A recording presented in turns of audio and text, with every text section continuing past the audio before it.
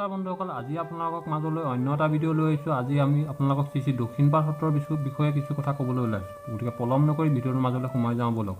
যদি আপোনালোকে আমাৰ এই ৰং বিৰং চেনেলটো এতিয়ালৈকে ছাবস্ক্ৰাইব কৰা নাই তেন্তে ছাবস্ক্ৰাইব কৰিবলৈ নাপাহৰিব আৰু লগতে থকা বেল আইকনটো টিপি দিব, যাতে আমাৰ আহিবলগীয়া নেক্সট ভিডিঅ'বোৰৰ ন'টিফিকেশ্যন প্ৰথমে পায়।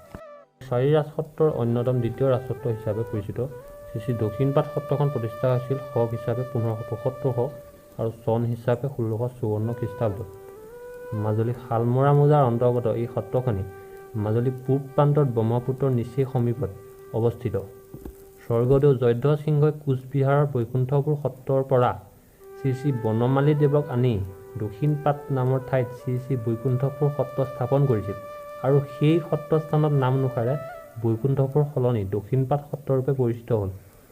363 বছৰীয়া ইতিহাস সমৃদ্ধ এই সত্ৰখন বানপানী, গৰাখহনীয়া আদি নানান প্ৰাকৃতিক দুৰ্যোগ লগ এৰা নাই।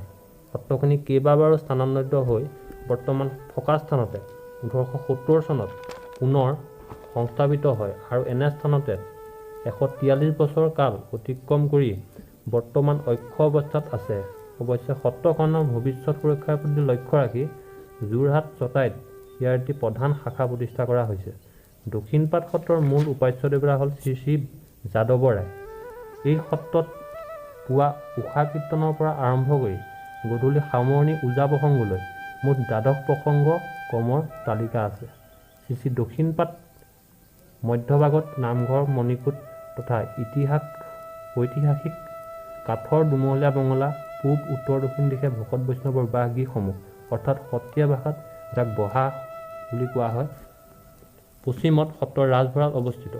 এই সত্ৰৰ সত্ৰাধিকাৰ গৃহ পূবতীয়া মধ্যভাগত অৱস্থিত। এই সত্ৰখন ভকত বৈষ্ণৱৰ বহাৰ সংখ্যা 25খন আৰু মুঠ বৈষ্ণৱৰ সংখ্যা 70 জন বুলি জনা হয়। এই সত্ৰত মুখ্য গৰাকীজন হ'ল সত্ৰাধিকাৰ। ইয়াৰ উপৰি সত্ৰৰ এখন পৰিচালনা সমিতি থাকে আৰু দৈনন্দিন কাম কাজৰ পৰিচালনাৰ বাবে বিভিন্ন বিষয়ত পদবী নিয়োগ কৰা থাকে। দক্ষিণপাট সত্ৰৰ বৰ্তমান সত্ৰাধিকাৰ হ'ল শ্ৰী ননীগোপাল দেৱগোস্বামী। এই সত্ৰত প্ৰাচীন সম্পদ ৰাজিৰ ভিতৰত বহু সম্পদ আজিও সংৰক্ষিত হৈ আছে।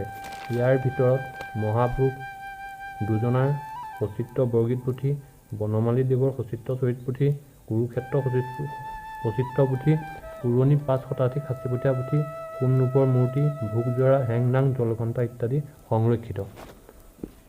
আহকচোন আমি সেই সত্ৰৰ এজন বৈষ্ণৱৰ দ্বাৰা সত্ৰখনৰ কিছু আভাস লওঁ। এখেত হ'ল শ্ৰী হেমেন বৰপূজাৰী। 1682 বছৰত আমাৰ দক্ষিণপাট সত্ৰ প্ৰতিষ্ঠা হৈছে। তাৰপৰা আমাৰ ইয়াৰ সত্ৰৰ বিজ্ঞজনৰ নাম হৈছে যাদৱ ৰায়। জগন্নাথ শ্ৰীক্ষেত্ৰৰ পৰা আমাৰ বিজ্ঞ যুধিষ্ঠিৰ ৰজাই যিখন এইটো যজ্ঞ সমাপন কৰিছিলে বিজ্ঞ, সেই বিজ্ঞভাগী আমাৰ দক্ষিণপাট সত্ৰৰ মূল বিজ্ঞ যাদৱ ৰায়।